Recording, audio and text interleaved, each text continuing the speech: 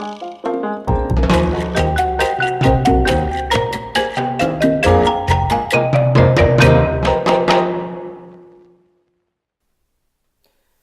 everyone, Yan Zhao back again, and I just got this in the mail yesterday, Bigfoot Bill by Doug Tennaple. So for anyone who doesn't know, Doug Tennaple was the guy who created Earthworm Jim.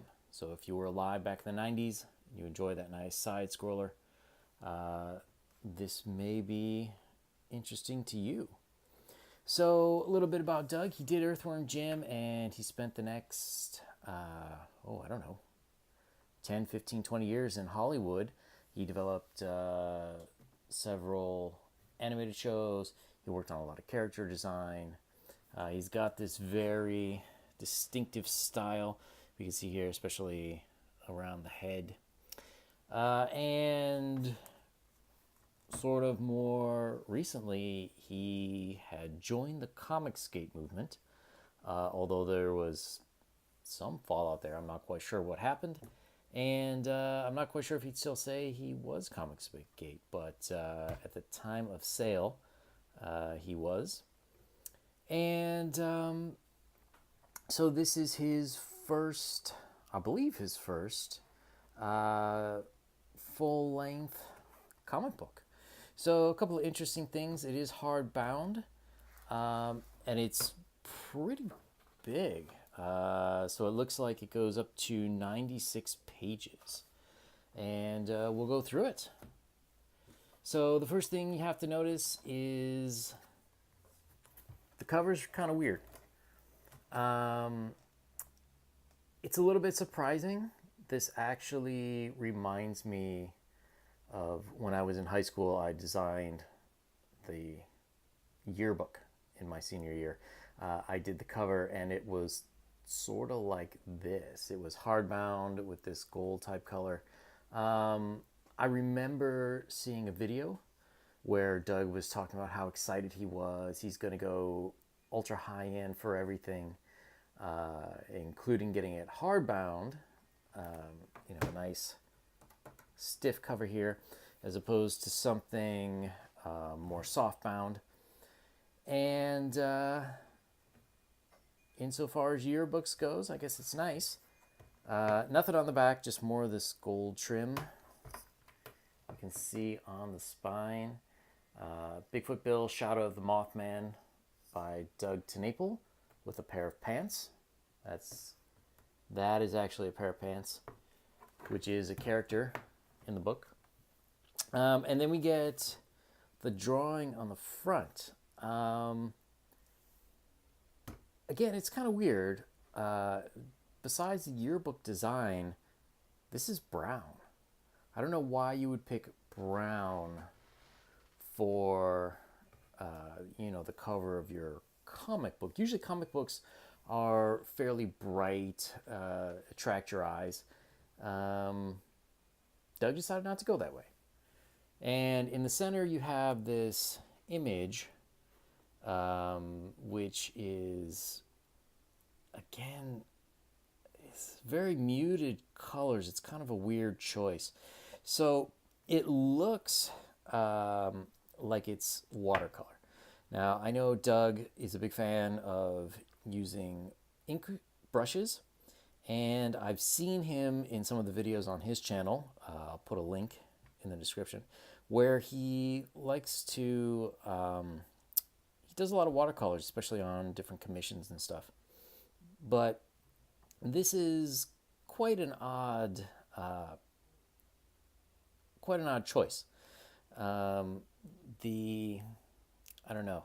We'll see in the show that this guy is like an octopus that Bigfoot Bill is wearing. Is kind of weird. And then it's right on top of this thing, so you really don't understand what this is. It's very muddled, especially like this black here, and then this yellow. It kind of looks black underneath, and I don't know, it's very muddy. So it was kind of a strange choice. Also, if we look at if we look at the whole book, I have to say it is also yearbook sized. So, you know, for my comic book, I want big art. I want art covering the whole thing. I want it behind the titles. I want everything to attract your eye to show like, hey, this is what this book's about. But he didn't go that way. So we'll see. Now this is nice. So this is actually a character in the book, Mothman, who is actually what this stuff is supposed to be. When I first saw it, I didn't know if they were like suns or if those were like angel wings or something. It didn't really come across, but we'll get into it. I really like these interior pages. I believe it's just a one color print. So you have the paper should be this lighter color, and then they printed with this over it instead of black. So it looks really quite nice to me. Okay, so as we get on, we have Doug Tennaple, colored by Kelsey Shannon and Catherine Garner. I don't know who did what, unfortunately. Book design by Joe Potter. So maybe this weirdness is Joe's design instead of Doug. I don't know. So when we actually get into it, we have a nice little dedication page, but this is page 1. Okay, this is what I want to see. So one of the nice things about Doug's work is, I mentioned before, he uses a brush, and he dips the brush in ink, and he inks it that way. So that's instead of, you'll see a lot of other guys using sort of a pen more like this. You'll find Ethan Van Sciver, if you watch him when he's doing his books, he uses one of these. You'll see Jim Lee if you watch any of his streams. Some of the other guys will use them as well. Not many people do brush just because it's so tough. One little slip and you just messed up your nice drawing. But when we take a look at this has really got a nice sense of light and dark. And the colors on this page, even though it's somewhat muddy-ish, it's actually really nice. Los Angeles at night. This actually reminds me of Los Angeles. All the crazy freeways. So he starts off, the book is about sort of a, here we go, we'll let him describe it. Cryptozoological prison, basically, where they take all these creatures, Jersey devils, and they house them, keeping them away from the public. And we start with Bigfoot Bill. So this book, which we said is 96 pages long, is quite interesting to me because not a whole lot happens. Like, it's a lot of pages for each thing. If you were to go back and you were to look at like an X-Men comic from the 1980s, you would have all of this in 22 pages. So it's interesting to see what Doug comes up with. He's got a really nice style. This is not very realistic style. It's definitely more cartoony. It's definitely a Doug Tennaple style. You'd be able to recognize this anywhere. And so if you like more realistic, more of a 1990s Jim Lee, modern day Ethan Van Sciver, John Malin type look, it may not be for you, but it overall isn't bad. One of the nice things about this is the book is fairly tame in its themes. So this is something you could show to kids, but it's nice. You could, as an adult, you can still appreciate it. So some really great colors by someone here. Um, Really popping Bill and the soldiers out there. Let's see. So we've got Bill trying to escape, and he's got this device on his arm where things stick to it. I thought maybe it was a magnet at first, but later on that armband, like a bone, sticks to it. So I don't know if it's magical or what exactly it's supposed to be. The other question is, if you're in a facility, even if people are trying to be nice to you and give you a good life in your captivity, would they give you that? I mean, they don't put knives in the monkey cages, so I don't know. I don't know quite why you would give someone like this that. So it's interesting. The panel style at the beginning is a lot more varied. So we see a lot of longer, maybe 3, 4. Even here, okay, we start with 2 and then a long one and then 2 at the bottom. But pretty quickly we end up with, well, actually not pretty quickly. But this is kind of like a standard Doug Tennaple layout where you've got 2 panels, 2 panels, 2 panels, and it allows the story to progress. So you've got Bigfoot Bill, he wants to escape, and he comes up against, or not comes up against, but he meets in this prison Poseidon, who has the Kraken, and they're both very dehydrated. And so this is Bill's kind of buddy, jailer, handler, friend. I can't remember his name, so it wasn't that great. There's a small subplot about him trying to date one of the girls from work. If we fast forward a bit, Becca, that's his name. So he has a crush on her. Bigfoot Bill is trying to help him get hooked up. I don't know that it works. So again, about the coloring, something's here. Like the colors are very muted. So I don't know if you can see it as well on the video, but they kind of don't really pop that much against the background. I mean, they are darker against lighter, but especially here, there's this gradient, and like her hand just kind of fades into it. But then you get like very nice thematic coloring, which reminds me in some ways of older style, like Glennis Oliver. She used to do the work for mid-'80s on X-Men, New Mutants, I think X Factor, I'd have to double check. But she did a lot more like thematic coloring, just so you have more contrast.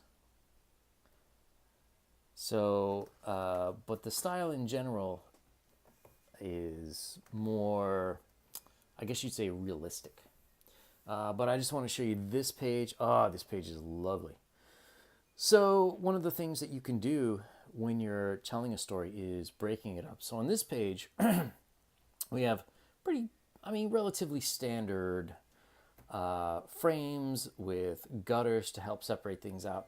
But this is nice. This is a real feast for the eyes. You have Bill as he's going through some air ducts, comes around, goes out. So here he gets a bone, and then through that he gains some of the powers of Poseidon. So later on we have pages like this. Now all the monsters are trying to escape. We have this guy. This is Mothman. If you ever saw that one movie, The Mothman Prophecies, I guess he tells you the future or something. I don't know. But you have all these colors that are kind of muddied up. Even this, like, I know this is in front of this because it's overlapping it, but why it's not sort of a lighter color, like that's Bigfoot Bill. Like, why wouldn't you want that more like Bill's normal color so it would pop out more?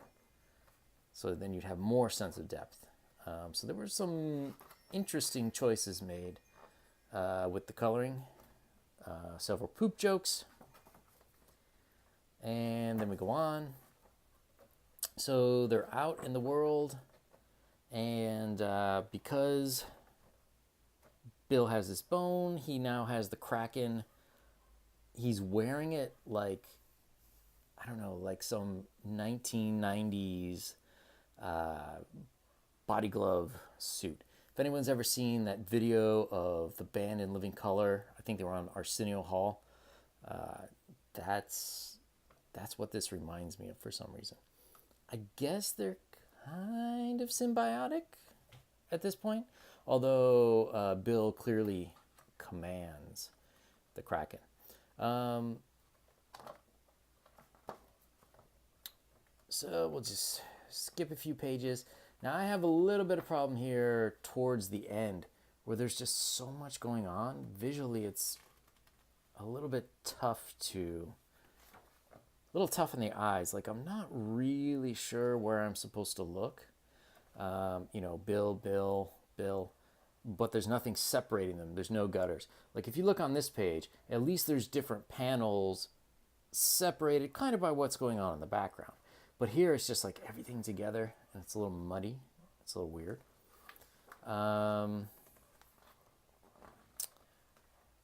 So we have fight stuff, and then in the end we sort of go back to a more normal layout. And that's that. So is Bigfoot Bill good? Yeah, I mean, I really enjoyed it. You have to enjoy Doug's style. So he's got a lot of really nice motion lines.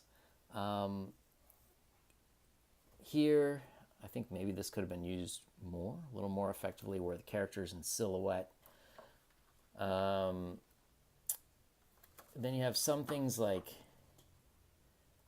we talked about the inking style. I don't know. For me, this is just like a little bit over inked. I don't know. I would have gone with the colors in that way. Either like a stronger dark or something. I don't know. It kind of works here, but then when we get here, it just looks messy. But yeah, overall, it's pretty good. My only criticisms, some of the coloring decisions, the weird cover, and the 96 pages. Like, it's awesome that the book is 96 pages. I really feel like I got my money's worth. I backed it on Indiegogo. I think it was $25. I can't quite remember. But, not much happens. You know, I don't know, kind of disappointing. I wanted to point out one thing here. So we have Poseidon escaping. He has no power because they kept him without water. So we have a guy trying to capture him, and he shoots him with this dart, sort of like a sleeping dart, like you would tag animals. And the nice thing here is Poseidon then kills him. Looks like he straight up beats him. So this is something that's really nice. You want your bad guy to be bad, right? So you could have sort of more Game of Thrones style, where everybody's got some bad in them, everybody does bad things, but people have their own motivations, which are kind of nice. But if you want more of Star Warsian, where it's a good versus evil type thing, then you want like this. You need to show that the bad guy is bad and why other people would be afraid of him. One of the downsides, I guess you'd say, of this, so they have all these creatures captured, but the creatures don't seem very threatening, and they all seem very intelligent. So it's kind of a question of, well, why would you capture all these guys? Why does Bill need to be captured? They had the Jersey Devil and some other guys. So why are they captured? You know, it doesn't make a whole lot of sense. If they were troublemakers, or if if they were doing something more, yeah, okay, I can see it. But just because they're weird, that doesn't make sense. Oh, speaking of the pants from the beginning, I don't know if it's like an enchanted pair of pants or pants that weren't washed so long they gained sentience, or if there's like an invisible man in those pants. It's really hard to tell. And if there is an invisible man, why does he not also wear a shirt? But yeah, but that's about it. Story-wise, I think it could have been condensed. The only thing I'm not sure about this is, am I supposed to know who Bill is? Like, there's not. I would kind of expect a little bit more of an introduction in the beginning. Like, he's captured, and in the beginning, Bill steals his file. And he discovers he has a family, and that's his motivation to get out. Although it seems like he's done this before. So, really, what's up with that? Was there a previous Bigfoot Bill series? I don't know. I would expect a little bit of, I don't know, just a little bit of backstory. Like, okay, so we have a little bit of a narrator here, and here. But, like, once we get into it, no more narrator. Like, I would expect someone to say, like, hey, this is Bill. He's been here for 10 years or whatever, ever since his family, blah, blah, blah, blah, blah. And, something to give me an idea of his abilities. Like, he's a strong guy, and as a Sasquatch, he's super smart and stinky or whatever. But I don't really get a lot of their powers. I guess maybe you're just supposed to know. Here's the Chupacabra. What does he do? I don't know. Poseidon. Okay, he's a god of the ocean. I got that. Unicorn. I don't know. He doesn't really do anything. I think that's supposed to be the Loch Ness Monster, but I don't know why he's tiny. That reminds me kind of, if you ever saw the real Ghostbusters cartoon that looks like Sam Hain. I don't know what he's doing there. So, like, a little bit of backstory would have been nice. I would assume at some point Doug is going to come back to this story and make more. But other than Bill needs to find his family, I sort of don't understand what's going on. Well, that and Poseidon's going back to the ocean. Presumably, he will do bad things and destroy Los Angeles. To which I say, good luck, Poseidon. I wish you well. I don't really understand. Obviously, like, if you're in prison, you want to get out, right? So I can understand why these guys would want to leave, but, like, what are they doing now? And I don't really get a lot of their personalities because they weren't sort of on screen that long. They were just playing games. So, yeah, it kind of wanders a little bit. But overall, not a bad buy. Good for kids. I will actually be taking this with me to Asia. I think they would actually like a lot of this cartoony style. They don't like the super realistic as much. In Japan, they would call that grotesque. It doesn't mean disgusting. It just means realistic for whatever reason. But this is very cartoony. I think people can relate to it pretty easily. So I would buy it again. In some ways, it's kind of weird. And there are a lot of questions that if I ever get to ask Doug one day, I certainly will. So until next time, it's Yan Zhao signing off.